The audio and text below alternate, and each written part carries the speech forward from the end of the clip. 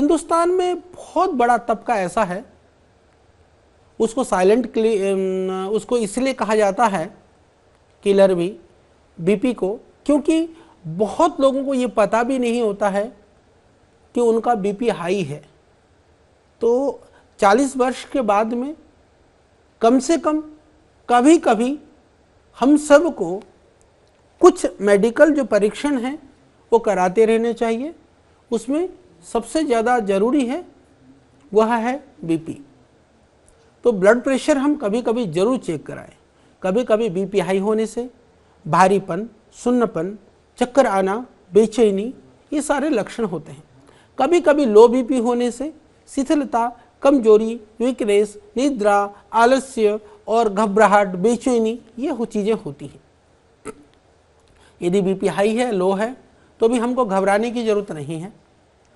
आयुर्वेद में बहुत अच्छी औषधियाँ हैं। मैं हमेशा कहता हूँ कि परीक्षण के लिए, निदान के लिए आपको तत्काल जो मॉडर्न मेडिकल सिस्टम के जो पैरामीटर्स हैं, जो संसाधन हैं, इक्विपमेंट्स हैं, हमको उनको यूज करना चाहिए।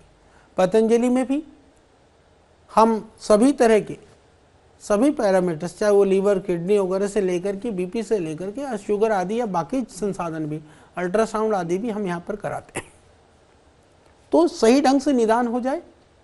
निदान के बाद में फिर चिकित्सा के लिए मेरा निवेदन है कि यथासंभव योग के माध्यम से आपको दवाइयाँ कम से कम खानी पड़े, नेचुरोपैथी के माध्यम से, और फिर ज़्यादा परेशानी होती है तो आयुर्वेदिक औषधियों के माध्यम से, घरेलू उपायों से अपने आप को ठीक करना चाहिए।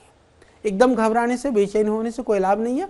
हाँ, यदि कोई शरीर में बीमारी आई है, थोड़ा सा धैर्य रखिए, विचलित मत होइए, प्रयास करिए, आप 100% ठीक हो सकते हैं। तो जरूरी है जिनको घबराहट है या सुन्नपना रहता है, बीपी चेक करा लें। उसके बाद में बादाम रोगन, मैंने कल भी बताया था, बादाम रोगन 4-4 बूंद नाक में डालिए, बहुत ही अद्भुत है। गाय का घी, पतंजलि का गाय का घी भी डाल सकते हैं। यदि आपको कहीं अपने गांव में, घर में उपलब्ध हो तो आप उसको भी डाल सकते हैं। घी डालिए। और खाने के लिए आयुर्वेद में हमारे यहाँ एक मेधा क्वाथ करके क्वाथ है, जड़ी बूटियों का क्वाथ, सामान्य क्वाथ है, कोई बहुत महंगा क्वाथ नहीं है। उसको आप उबाल करके प्रातः समय आप पिएंगे तो उससे भी पूरा लाभ हो जाएगा। साथ में मेधावटी 2-2 गोली आप सुबह शाम ले सकते हैं, तो इनका आप सेवन करिए। कई बार कब्ज रहने से, गैस एसिडिटी बनने से भी परेशानी होती है, इसका ध्यान रखिए कि आपको कब्ज न रहे, पेट साफ हो। खाने में हल्की चीज़ें आप ले लीजिए, नियमित रूप से प्राणायाम और योगासन करिए, निश्चित रूप से ठीक हो जाएंगे।